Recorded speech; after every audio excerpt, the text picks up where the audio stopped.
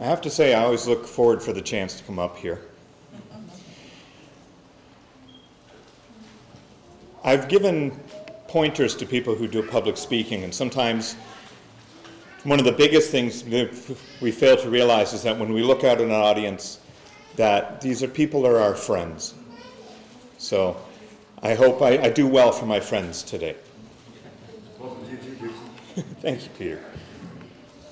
So today we're going to be looking in Luke 5, verses 33 to 39. And it's kind of a fun passage. It's not always the easiest to understand. And one thing I like about doing a sermon is the chance to dive a little deeper into something I normally don't. And so I learned quite a bit on this, and I sort of hope to take you on this journey. I'm using the New King James Version. Then they said to him, "Why do the disciples of John fast often and make prayers, likewise also the Pharisees, but yours eat and drink?" And he said to them, "Can you make the friends of the bridegroom fast while the bridegroom is with them? But the days will come when the bridegroom is taken away from them, and then they will fast in those days." And then he spoke a parable to them. "No one puts a piece of new garment on an old one. Otherwise, the new makes a tear.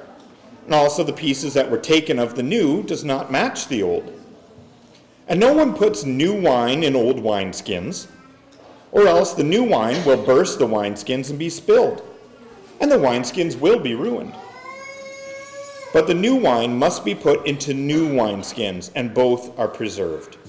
And no one, having drunk old wine, immediately desires the new, for he says the old was better." Okay, so on one hand we talk about fasting, and then we talk about tailoring and making wine. That all goes together real easy, right? Yes. Well, first of all, we sort of have to understand that this passage was not necessarily what we thought it was. Are the Pharisees really worried about fasting? Our Sunday morning Sunday school class has been going through Matthew. And over again, the Pharisees attack Jesus with trick questions. And why don't you guys, do you pay taxes? Should we pay taxes to Caesar? Your followers don't fast. Your followers don't wash their hands. And they're not really interested in these topics. What they're really interested in is catching Jesus. This is a criticism they have of him. And it's just like the one in Matthew where they are going on about, hey, your guys, they don't wash the way they're supposed to, right? They transgress the tradition of the elders. Notice he's not saying they're breaking the law. They say they are transgressing the traditions of the elders, and they don't wash their hands enough. Well, Jesus answered them about the hand washing, basically saying, you know what? When he has called the multitude to himself, he said to them, "Hear and understand. Do not what goes into the mouth that defiles a man, but what comes out of the mouth is what defiles a man. For out of the heart proceeds evil thoughts, murders, adulteries, fornications, theft, false witness, blasphemies. These are the things which defile a man. But to eat with unwashed hands does not defile a man." So they come and attack him about tradition, and he says, guys, you're not paying attention to the important things. Just like when they attack Jesus about the fasting, he's saying, yes, there will be a time for my apostles to fast. But it's not right now. In Matthew 9 and 14, the same question is put to Jesus from John's disciples, saying, we're fasting, the Pharisees are fasting, why don't your disciples fast? Well, is it fasting really that important? Was it that big a deal that they are attacking on it day after day, week after week? It keeps coming at us. Well, yes and no. First of all, the idea of fasting under the old law was linked to the Day of Atonement in Leviticus. It's meant to be an act of worship to get you closer to God, to help you put away some of the cares of this world and get you to focus. Okay? But over time, the Pharisees and the other leaders, they added more days of fasting. Hey, if one day of fasting brings us close to God, we should have more days of fasting. And there's nothing wrong with doing more days of fasting. But the tradition grew among the people that you're supposed to fast 2 days a week. And you know, if you're really pious, you do it the 2 days a week. You don't just do it one day. What they weren't understanding is that they were imposing traditions and treating them as if they were God's commandments. Why aren't you fasting like we fast? Shouldn't have even been a question. Fasting is a good idea. It has its place for all of us. All right? Does it apply to us in the New Testament? Yes, it comes up. This is not a bad idea. Fasting is not bad. All right? In Acts 14, so when they had appointed elders in every church and prayed with fasting, they commended them to the Lord in whom they had believed. So when it came time for a big decision, they made the big decision with prayer and fasting to help focus the mind on what was important. Do not deprive one another except with consent for a time. They're talking here about marriages. So that you give yourselves to fasting and prayer and then come back together so that Satan does not tempt you because of your lack of self-control. So in a time in your marriage when you decide you want to do some focusing on God, you do it together. And you do it with prayer and fasting. Again, it's about gaining focus on God. What it isn't about is only doing it for appearances, to appear pious, to follow traditions, to get praise from other people. Oh, look at him. Look at Jason. He's fasting. If I'm doing it so you can all say he's fasting, I'm doing it wrong. In Matthew 6, moreover, when you fast, don't be like the hypocrites, with a sad countenance where you disfigure your face, you can appear to people to be fasting. Assuredly, I say to you, they have their reward. If you're doing it for what other people think of you, you're not doing it right. So if I'm going to fast 2 days a week just to keep the Pharisees off my back, you're doing it wrong. It isn't about following traditions. It's about gaining an actual closeness to God. So Jesus answered them and said, no, my apostles will fast when the time is appropriate, not based on your Pharisees' traditions. And then in typical Jesus fashion, he takes the direction they were planning to go and spins them around. He doesn't say, and let's talk more about fasting, and I'm going to argue with you about Leviticus. He says, let's talk about mending clothes. All right? He said, he spoke a parable to them that no one puts a new piece of fabric on an old piece of fabric. Sometimes I like to go out and buy nice t-shirts. It's got comic book stuff on them and stuff like that. But sometimes if you buy them from the wrong place, the shirts are not pre-shrunk. And I'm at the stage of my life as a larger man that pre-shrunk shirts is a great concern for me. All right? I don't want to get a shirt that's going to fit one day and then 3 washes later it's not going to fit. Because the clothes shrink. So if I take a piece of cloth that has not shrunk and I put it on an old favorite shirt and patch it, the cloth is going to shrink when it gets washed. And the shirt has already shrunk enough that it's not shrinking anymore. So the patch is going to shrink down and rip a hole in my old shirt. So the patch is going to be ruined and the shirt is going to be ruined. Putting the old with the new doesn't always work. Same with the wineskins. When a wineskin has aged, the leather becomes stiff and more brittle. So it's losing its ability to expand with the wine. So if I take an old wineskin and put new wine in it, it's going to burst. So I'm going to ruin both the wine and the wineskin. So why, when he's being questioned about fasting, has Jesus changed this topic? What links these two stories together? He is warning the Pharisees, you are thinking about this the wrong way. You are taking an old idea and applying it to a new situation where it doesn't apply. These old ways that you are talking are not compatible with what is coming. The new ideas and worrying about pleasing the Pharisees and their traditions will not match the coming of the new kingdom. The new kingdom is a new set of ideas. Now I'm going to throw a new phrase up here that business people like to use all the time. It's called a paradigm shift. We hear this all the time. Our company is making a big paradigm shift. Most companies usually aren't. Most of them are still interested in making money after the end of the day.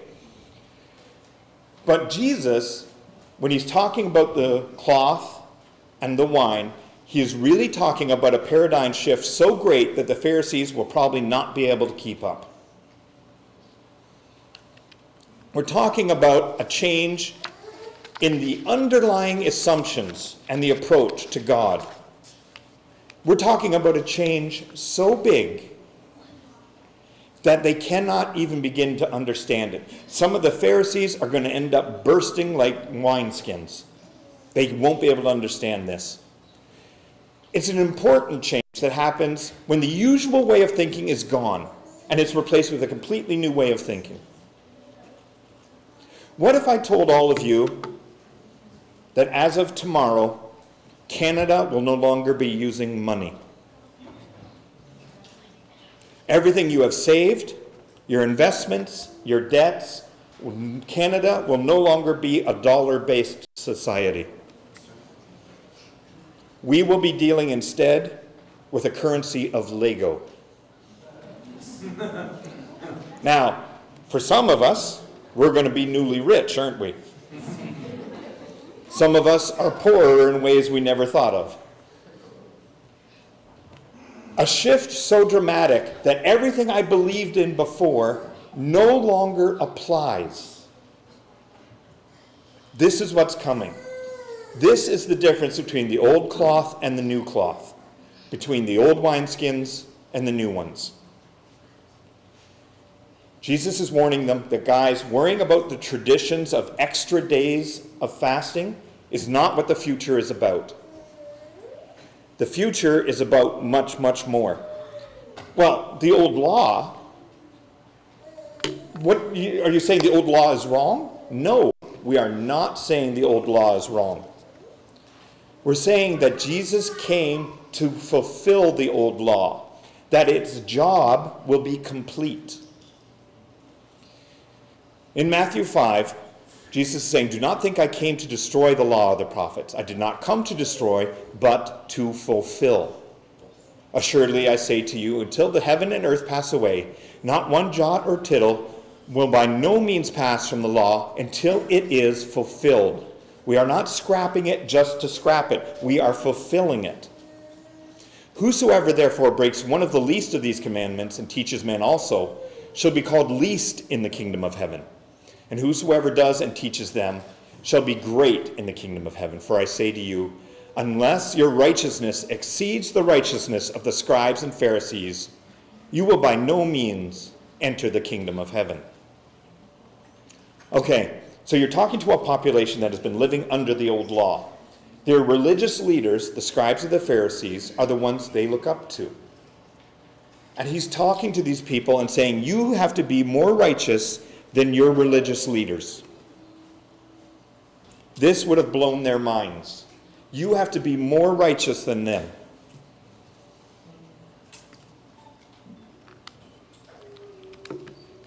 The old law had a purpose. The old law was to guide the children of Israel. Why? Well, it was based on the promises to Abram, who became Abraham. You're going to get out of your country and from your family and from your father's house to a land I will show you. This is God talking to Abram. I will bless you and make your name great. Do you think that promise was achieved? I think a lot of people can respect Abraham. And you shall be a blessing, and I will bless those who bless you, and I will curse those who curse you. And in you, all the families of the earth shall be blessed. The purpose of the nation of Israel and the guidance they got in the Old Testament was so that they could bring us one who would bless all the families of the earth. So Israel had to realize that the old ways weren't going to be forever. They were part of going towards the future. And how important was this idea of blessing? It was so important. It was repeated and repeated and repeated as messianic prophecies for Jesus. The purpose of the old law was to bring us to Jesus. Don't make the mistake of the other way around. Jesus fulfilled the law. He did not scrap it as just saying no longer applicable. He fulfilled it. Job complete, paid in full. The idea of being blessed by Jesus' coming was the purpose of the Old Covenant. With Jesus here, he is here to fulfill that law and to give us a new covenant. There is going to be a new relationship. The previous relationship in the Old Covenant was for Israel's relationship to God. The laws, the traditions, the sacrifices, how much flour you added to oil to give for this sacrifice and that sacrifice was all part of Israel's relationship to God. And it is our insight into God whenever we read it. But the purpose of that law was to bring us to Jesus. And Jesus' purpose is bringing us to a new covenant, a new agreement between us and God, where the old ways don't apply, that we have a completely new set of rules. In Hebrews 8, in that he says, a new covenant he has made, the first obsolete. The old one no longer applies. Now what is becoming obsolete is old, and growing old, is ready to vanish away. We're done with the old covenant.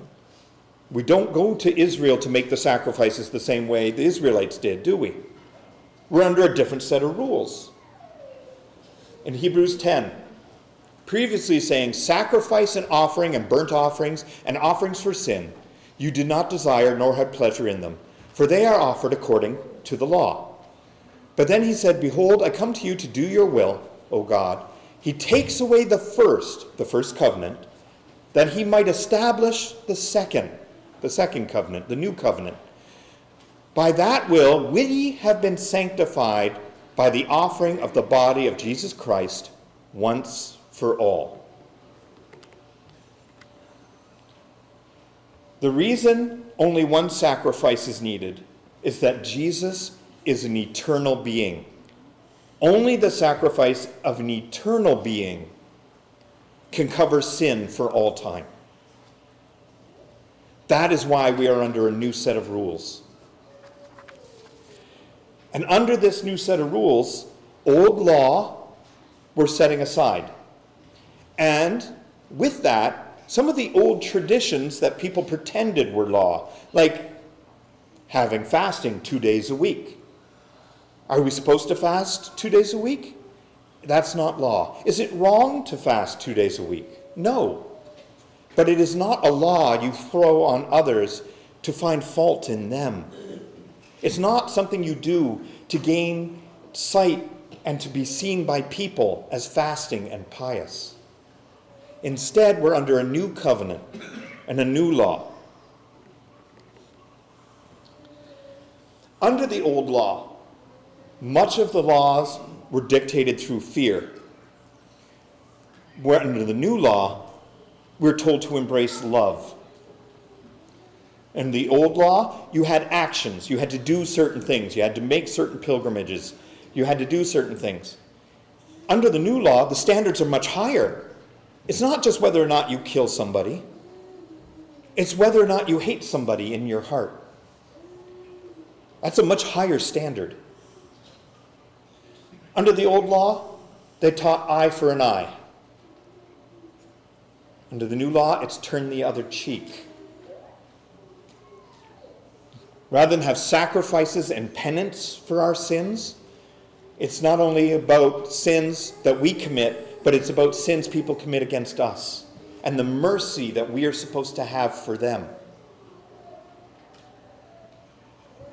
In the old law, they had very important leaders. They had the scribes and the Pharisees, and if they showed up at your house for supper, you ain't serving them anything on paper plates. They were treated like honored guests, right? They were the leaders. That was a big deal. They had power. Under the New Testament, the leaders are not ones about power. They are servants. They are supposed to be the ones who get down on their knees and are willing to wash feet the way Jesus did. It is not about glory and power anymore. It's a whole new rule. This is the paradigm shift. The old law, the Old Testament, was designed for the Jewish people. And if you wanted to get close to God, you had to become a Jewish person. The new law is not about restricting it. It's about spreading it. It's starting with the Jews and going out to the Greeks and the Gentiles. That's us, everybody. That's us. That's the message was shared and spread to us. This is no longer about chasing traditions that people use to make fun of each other and belittle each other. These are about the chance to spread the good parts of the new covenant, the love, the joy, the mercy. Now, in both cases, I found a passage that exists under both parts of the law because that doesn't change. You love the Lord your God with your heart, with all your soul, and with all your mind. That doesn't change. All right? But our approaches to everything does. Jesus coming and giving us things we didn't deserve should make us eager to give to others, whether or not they deserve it. We have to be careful that the traditions we have are not being used as weapons to make other people feel bad so we feel better. I try and wear a nice shirt when I go to church. It's a tradition I grew up with, part of trying to give my best foot forward. Nowhere in the Bible does it say Jason has to wear a button shirt to go to church. If someone wants to walk into this place and they have just been working at a construction site and they come in dirty wearing a t-shirt, they should be just as welcome as anybody here wearing a suit. It's not about the clothing. Yet, some churches, it becomes an unspoken tradition. Okay? How many songs are we supposed to have on Sundays? Some churches, they get quite upset if you do less than 10. Other churches get offended if you do more than 3. We can't think that these things we do are laws. The Pharisees got confused. They thought certain things were laws, and they were just traditions. The key to getting into this new covenant, to understanding this new way of thinking, to setting aside old traditions and embracing new, is having a new heart, being in a new being, clothed in white. With baptism, we are new creatures, and that's not an accident. The idea of setting aside past things and moving forward as new beings is vital. In John 3, Jesus answered and said to him, "Most assuredly, I say unto you, unless one is born again, you cannot see the kingdom of God." You have to have the right mentality of being open to what the new covenant is, no matter what you learned in the past. And that is a hard thing for people to do. That's why in the passage it says, who is it that drinks the old wine when trying the new? Almost all of them will say the old wine is better. That's Jesus saying it's human nature to prefer the way things used to be. That's normal. But you have to be beyond that. I think our congregation is blessed by having people from so many different countries and walks of life. And when they come in and tell me that they used to meet in their home country from 1 in the afternoon until 4, Like, wow. Is it law that we have to meet on Sunday mornings instead of Sunday afternoons? No, that's our tradition. We can embrace new ideas as long as they match with the Word of God and the covenant. I have a challenge for all of us as I'm getting ready to close. Don't worry, I know you're looking at your watch, you're getting worried. I've worked retail for 35 years. I know a lot of people who work restaurants and retail. Do you know the worst crowd to feed in a restaurant? It's the after-church crowd. It's the people who come in full of self-righteousness and tradition and eager to put forth their point of views. And they are the worst crowd to feed in a restaurant. I'm not saying that this is any of us, but I am saying it could be any of us. If we let traditions and our own desire to feel important take over for us, we will be missing out. We should be the ones who, when they come into a restaurant, we should be the ones that are full of love. We're merciful. We're kind to people. We're not demanding because we see leaders as servants. And we're eager to spread our sermon by how we act. There should be no one in that restaurant kinder and more patient than the Christians. And it's a hard thing to do. Are you out there living your sermon, proclaiming this new covenant with a love and a merciful heart that is ready to serve others? We did not deserve the gifts we were given, but it was given to us to have love and mercy for others. So let's all go out and live this new covenant and bring glory to the ones who loved us first.